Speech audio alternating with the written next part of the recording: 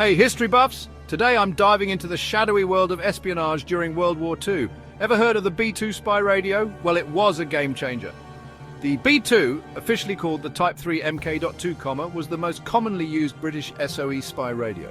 It was designed in 1942 by Captain John Brown at SOE Station 9 and manufactured by the Radio Communications Department at Stonebridge Park. This little device became the lifeline for agents and resistance groups in occupied territories.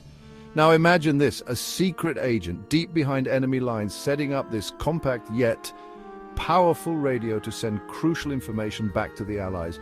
The B-2 was ingeniously designed to be disguised and easily portable.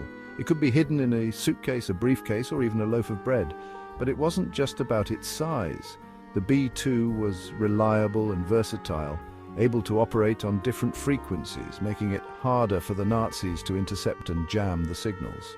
This meant agents could stay in touch with London, coordinating sabotage missions, gathering intelligence, and aiding resistance fighters. One of the most famous uses of the B-2 was by agents like Violet Szabo and Nancy Wake.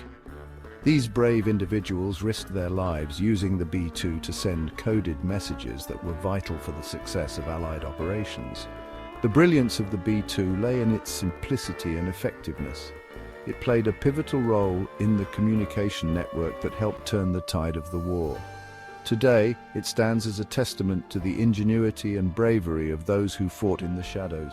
So the next time you think about WWII, remember the unsung hero, the B-2 spy radio. Thanks for watching, and don't forget to like and subscribe for more intriguing history insights.